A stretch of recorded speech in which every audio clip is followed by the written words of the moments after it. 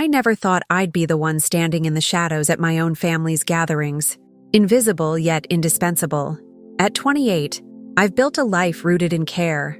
7 years as a social worker in child welfare taught me the weight of responsibility, the quiet strength it takes to hold broken pieces together. I'm Trisha Dixon, the other daughter, the silent foundation my family leans on but never seems to see. I support my husband Daniel, juggling late shifts and endless paperwork, while also managing the steady flow of money that keeps my parents' house standing. 12 years have passed since they last came to visit me. Not a birthday, not a holiday. Meanwhile, Isabella, my older sister, basks in their constant attention, the dazzling golden child whose smile lights up every room. At every event, I'm the background figure blending into the wallpaper. Isabella is the star everyone watches. I swallow the ache, telling myself they're just busy, that things will change one day. There's a power I quietly hold, a house deed in my name and years of financial support, but I keep it locked away. For now, I cling to hope, still believing family means loyalty and love, even when it feels painfully one-sided. Looking back, the favoritism wasn't subtle. I was 12 when Isabella got her first car for her birthday, a shiny red convertible that had everyone talking. I remember standing there with my hands shoved into the pockets of my too-big jacket, clutching the handlebars of a rusty old bike. Mom and Dad surrounded Isabella with cheers and praise, their voices loud and proud, while I was told to be grateful for what I had. That moment stung, but I told myself it was tough love, that Isabella needed more encouragement because she was the family's shining star. Still, I couldn't shake the feeling of being invisible. High school graduation was worse. At her party, my accomplishments were barely mentioned. My parents fawned over Isabella's achievements, her plans for college and future, but never once asked about my acceptance letter or the internship I'd worked so hard to land. I stood in the corner, clutching a plate of untouched food, feeling invisible and small.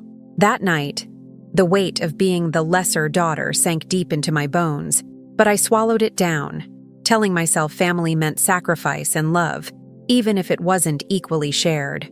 Over the years, I turned that sacrifice into action, quietly covering the bills my parents couldn't manage. Every month, I sent $200 toward the mortgage, kept the lights on with $300 in utility payments, and handled other expenses that no one else noticed. I canceled vacations Daniel and I had planned, passed up promotions at work that would demand more of me, and picked up extra shifts to make sure my family's house didn't crumble under neglect. Daniel would sometimes ask if I was stretching myself too thin, if I was getting anything back for all this effort, but I brushed it off, telling him it was out of love. In truth, I hoped my parents would see me as more than just their bank, that Isabella wouldn't treat my support as a given, but they didn't. Isabella certainly never lifted a finger to help. Daniel is the first person to gently challenge me, reminding me that love shouldn't feel like an obligation. The house sits legally in my name, a secret anchor I've never revealed, too scared of disrupting the fragile peace we cling to. Still, I hold on to that quiet power, believing one day it might matter. That fragile peace shattered, however, at my niece's birthday dinner. We were crowded around the table, laughter and chatter filling the room when Isabella, with that sharp smirk that always cuts deeper than words, leaned over and said loud enough for everyone to hear, "Some of us actually get ahead, you know. Not everyone's meant to be stuck." The room froze for a beat. Then awkward laughter trickled out.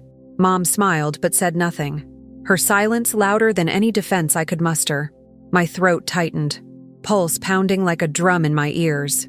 I wanted to disappear, to melt into the floor and escape the sting of their eyes.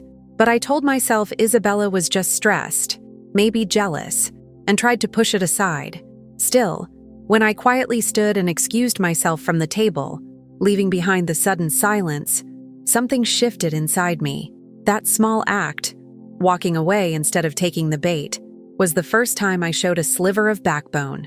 Yet even then I held back, afraid to rock the boat too much, clinging to the hope that maybe, just maybe, reconciliation was still possible.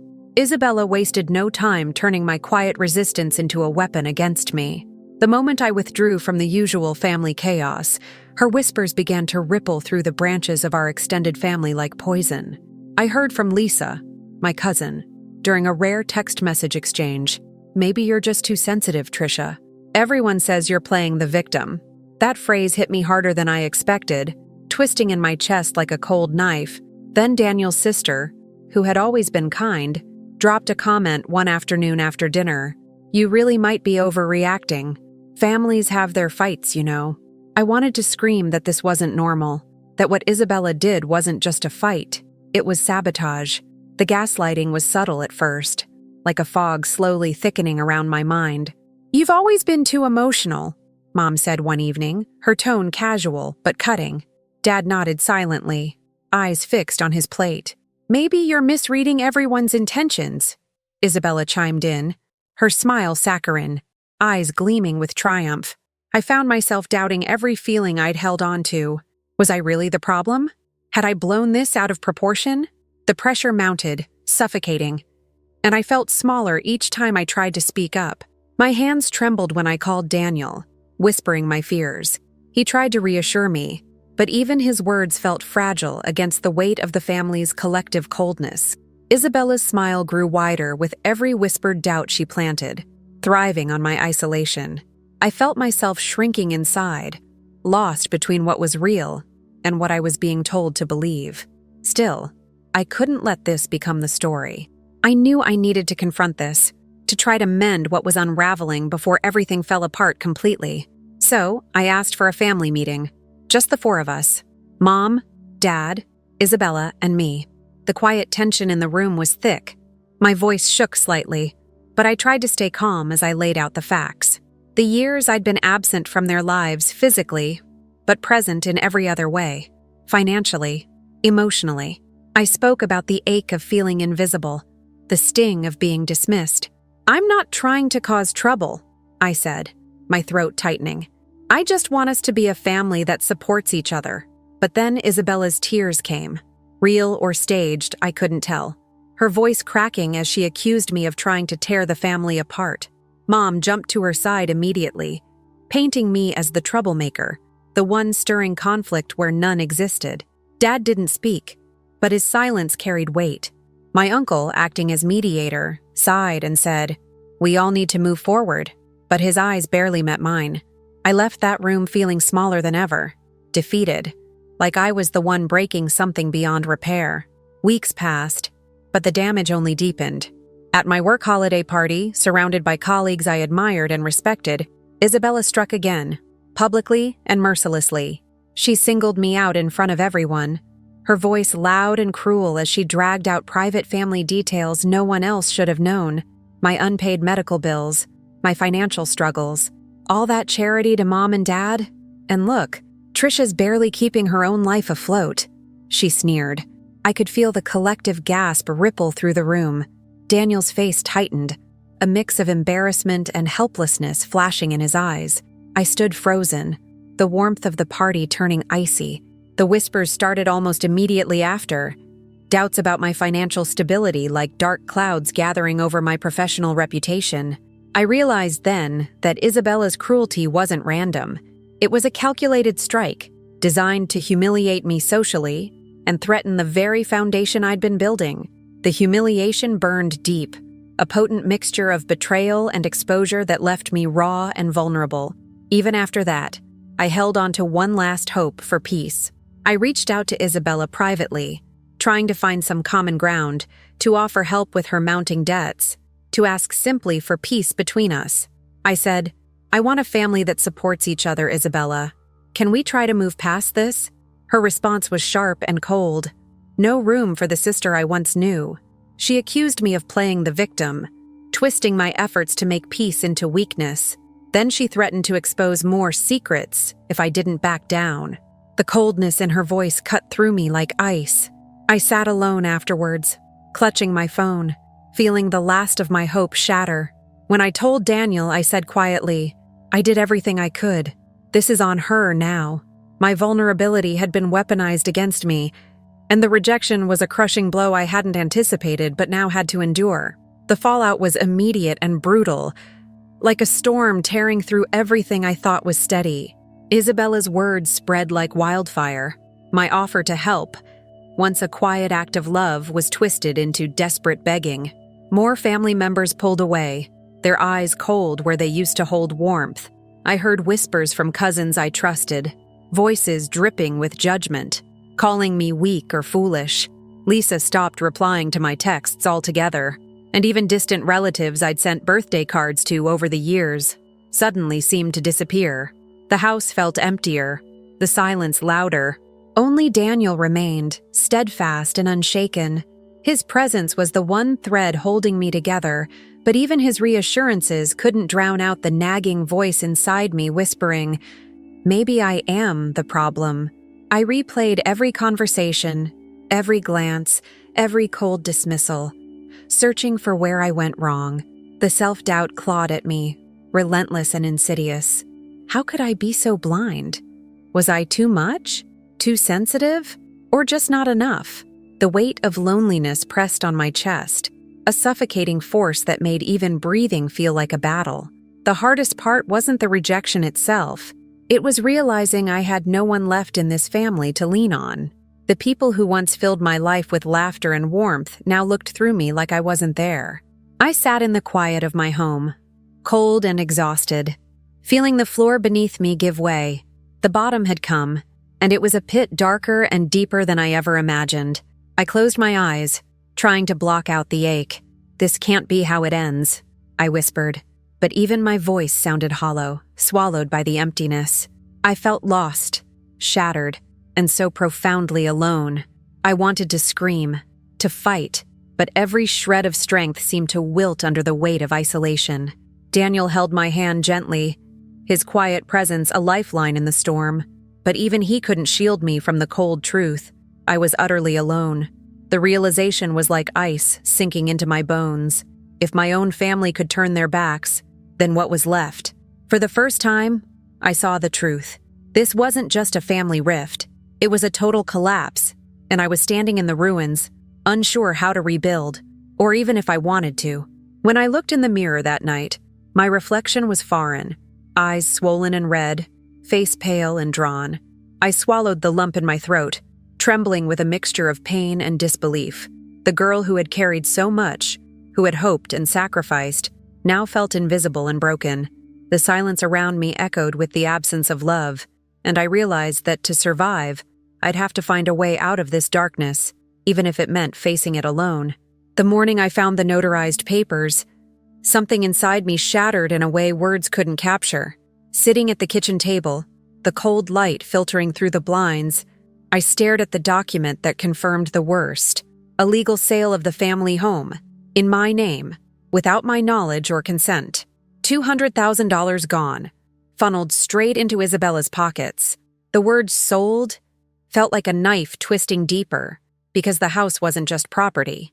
It was years of my sacrifice, the foundation I'd tried to protect, now ripped away like a cruel betrayal. My hands shook as I held the papers, powerless to stop what had already been done. I reached for my phone, fingers numb, dialing Mom and Dad's numbers over and over. Silence. No answers, no explanations, just a cold, deafening void where I expected love or at least acknowledgement. The parents who once leaned on me for support now stood silent, indifferent to the theft of the home I'd kept alive. Daniel was there, witnessing my breaking point, his eyes full of pain as he watched something inside me shift irrevocably. But I didn't cry or scream. Instead, a strange cold clarity settled over me, like waking from a long, suffocating nightmare. I felt the veil lifting, the illusions dissolving into harsh reality. Isabella's mask of sisterly affection cracked, revealing the calculating woman beneath, the golden child who could destroy what I held dear without a blink. The hope I'd clung to all those years died in that moment, replaced by something sharper, a bitter resolve. This wasn't about losing a house. It was about losing the family I thought I had. And now that loss was real, raw, and irrevocable. I folded the papers slowly. The dream was over. What came next had to be different. There was no going back. That night, alone in the dim light of our living room, I sat wrapped in a blanket, trying to make sense of the storm inside me. The years of sacrifice, the constant giving, all felt like they had been met with a chilling emptiness. As the grief churned, anger began to ignite beneath the surface, a slow, simmering fire fueled by betrayal and exhaustion. For so long I had refused to see this pattern, had convinced myself that love required endless sacrifice, that family meant bearing the weight silently. But now I saw it clearly, a cycle of entitlement met with blind giving, and me always on the losing end. I replayed memories, each one a thread in the tapestry of hurt. Isabella's cruel smirks, Mom's dismissive looks, Dad's silent nods. The worst part was how normalized it had all become, how I'd accepted this treatment as my lot in life. The grief was real, but beneath it, anger sharpened my focus. I realized the power I held, the deed in my name, the financial knowledge I had amassed, the unspoken leverage I never dared use. I was not powerless. I had allowed myself to be a victim for too long. That ends here. Never again, I whispered, the words barely audible but fierce in their conviction. The anger wasn't wild or reckless. It was cold and precise, a tool rather than a wildfire. It cleared away the fog of doubt and self-pity, leaving behind a clear, hard edge. I wasn't going to crumble under this. This was my life, my house, my name. I had guarded it silently for years, but now I saw it as a weapon of survival, a foundation for reclaiming control. The sorrow still lingered, but it was now tempered by resolve. If they wanted a battle, I was ready, but it wouldn't be one fought with tears. It would be fought with strategy and quiet strength. Later that evening, I sat with Daniel, my voice steady, though the fight inside me still roared. "It's time to stop giving away what's mine," I said, the words carrying more weight than I expected. His eyes met mine, steady and understanding, full of cautious hope. We talked quietly but firmly, sketching out the first steps, not about revenge, but about protecting what I had earned and taking back control. Isabella was the target, the source of the damage, and she needed to be confronted, but carefully. I explained the plan I'd been turning over since the sale papers, a call to a lawyer, someone who could help me understand my rights, and the legal avenues to shield what remained. I wanted to cut off their access, to stop the bleeding, to draw clear boundaries that couldn't be crossed again. Daniel nodded slowly, his support unwavering but tempered by concern. It felt different. This strategic mindset, unemotional and calculated. For the first time in months, I felt a flicker of power, not from hope, but from resolve. I was finally ready to act. I sat at the kitchen table, a mountain of papers spread out before me, tracing the invisible threads that bound my family's dependence on me. It was exhausting work, digging through years of mortgage statements, utility bills, and insurance premiums. Every contract I uncovered felt like a small betrayal, proof that while they claimed independence, they leaned heavily on me. My eyes stung from the harsh glow of the laptop screen as I compared bank transfers, spotting patterns of my money flowing into accounts I barely had control over. The most damning discovery was the unpaid tax liens, hidden debts that, on paper, were my responsibility, but had been ignored until I quietly covered them up. I felt a cold surge of clarity. For years, I'd been the family's invisible financial safety net, the one who picked up the pieces no one else wanted to acknowledge. And Isabella? Her mounting debts, the secret calls I overheard, they made sense now. She was desperate, scrambling to maintain a facade while dragging the entire family down. Each dependency I documented was a pressure point, a lever I could use to shift the balance. But this wasn't just about money. It was about control, about finally reclaiming the respect I deserved. I reached out to a lawyer Daniel had recommended, someone who could help me organize the evidence into something solid and undeniable. The lawyer was meticulous, asking for everything: bank statements, copies of contracts, records of payments. I handed over all the documents I'd collected, feeling a strange mix of vulnerability and power. As we went through them, I realized how deep the cracks ran, not just financial, but trust and loyalty fractured beyond repair. The lawyer nodded knowingly. "This isn't just about money. You have a strong case here." The words settled in me like a balm, a validation I hadn't had before. I wasn't just fighting shadows. I was confronting a web of lies and negligence. Every night after that, I revisited the inventory, expanding it, cross-referencing with my own records. The more I uncovered, the more the truth screamed at me. This family needed me more than I needed them. It was a bitter realization, but one that fueled my resolve. Isabella's desperation was now a weapon I could wield, but I had to be precise. Each dependency was a thread I could pull, and I would.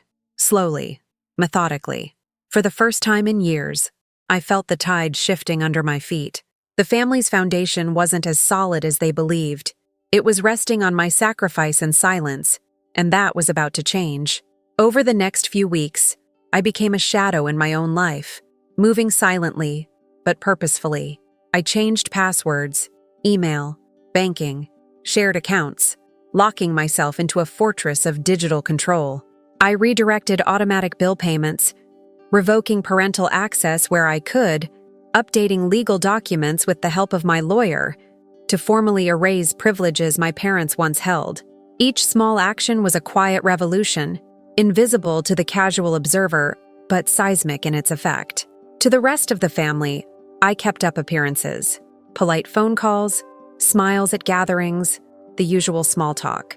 No one suspected the storm I was quietly brewing beneath the surface. I became a calm volcano, simmering with tension but unreadable on the surface. Daniel and I worked closely, mapping out a timeline that balanced patience with precision. "This is the calm before the storm," he said quietly one night, his voice steady but tense. I nodded, feeling the weight of those words settle over me. It wasn't just about ending my own suffering anymore. It was about reclaiming what was mine and setting clear boundaries that could never be crossed again. The careful, deliberate nature of my preparation gave me a strange peace. I was no longer the desperate, broken sister. I was a strategist, gathering strength in silence and waiting for the right moment to act. Then, out of nowhere, Lisa Carter appeared. Cousin Lisa, who had been distant, hesitant to get involved, suddenly showed up with a thick folder stuffed with documents. I remember the moment clearly, her eyes averted at first, then steady as she placed the folder on my lap. "I need you to see this," she said, voice low but urgent. Inside were invoices, letters, and bank statements that painted a horrifying picture. Isabella hadn't just manipulated our family. She had siphoned money from other relatives, fabricated debts to extract funds, and even forged signatures on legal documents. The weight of betrayal pressed down on me as I flipped through the evidence. Lisa confessed quietly that Isabella had pressured her for years, threatening family ties and loyalty.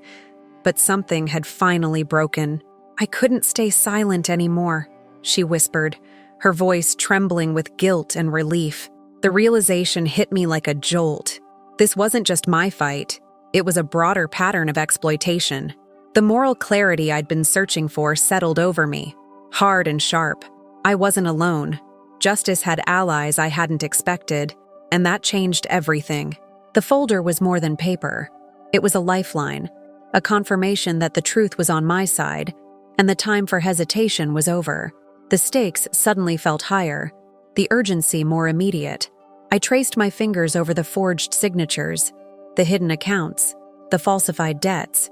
Each piece deepened my anger but also my determination.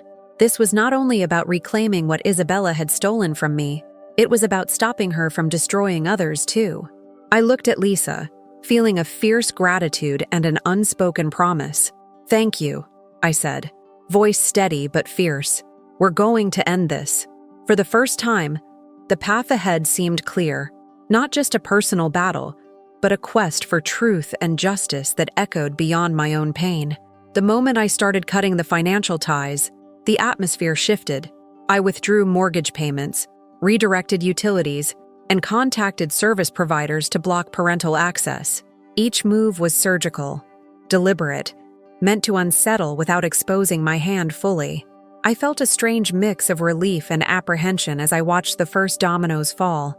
Invoices left unpaid, accounts switched over, privileges revoked.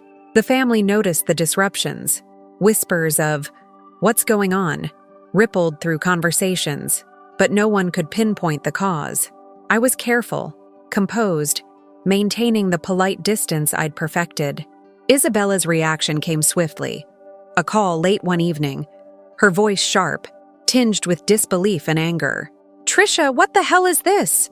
Explain yourself," she demanded, the desperation bleeding through her usual mask of superiority. I held the phone steady, my voice calm and measured. "I'm protecting what's mine," I said simply, refusing to be baited into an argument.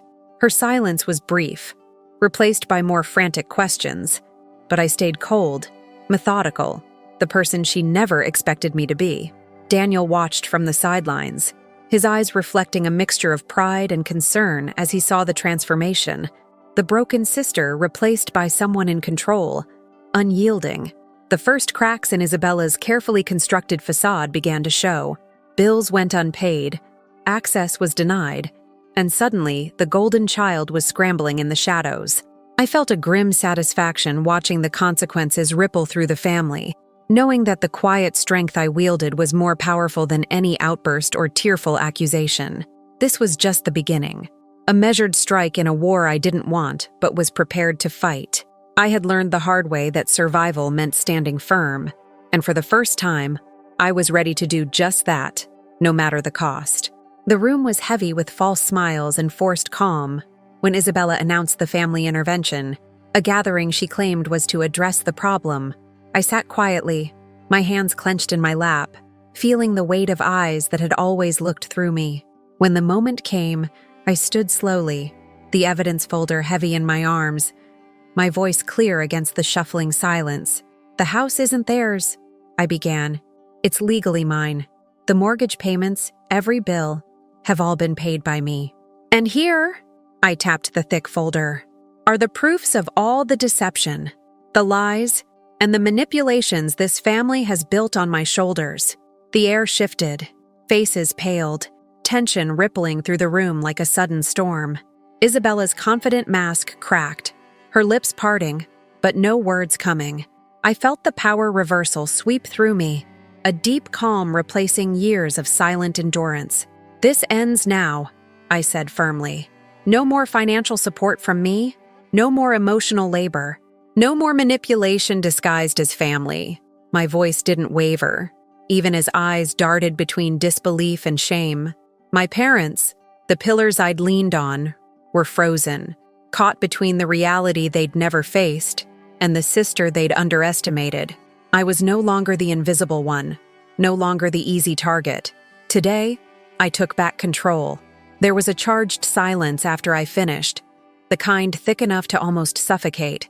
Then, murmurs rose, confused, angry, defensive. But I stood my ground, the calm eye of a storm that had finally found its voice. Daniel squeezed my hand gently, grounding me. I caught my mother's tearful glance, a flicker of regret or recognition. My father's jaw tightened, perhaps the only acknowledgement I'd ever get.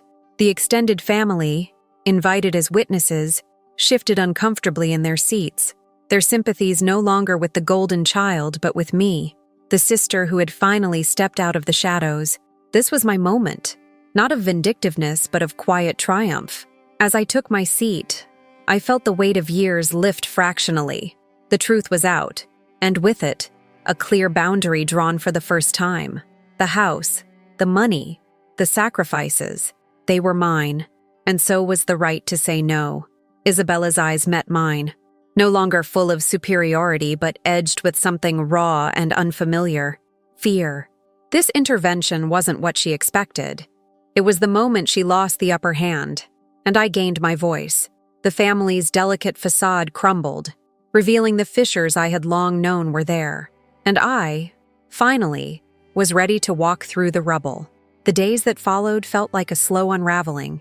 Unpaid bills began piling up, utilities were cut off, services canceled, proof that the safety net they'd all depended on was gone. Isabella's phone became a lifeline of desperation. Frantic calls filled with pleading, veiled threats, and bitter accusations flooded my quiet space. "Trisha, please, just talk to me.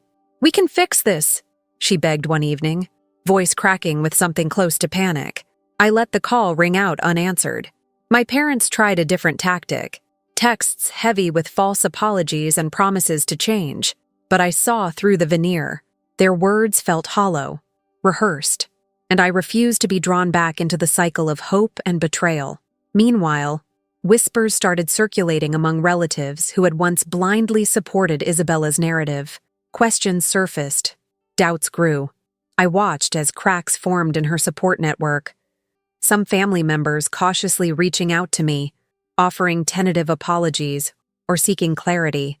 The once impenetrable fortress Isabella had built was eroding, exposed to daylight and scrutiny. Yet I remained steadfast, keeping my boundaries clear and unyielding.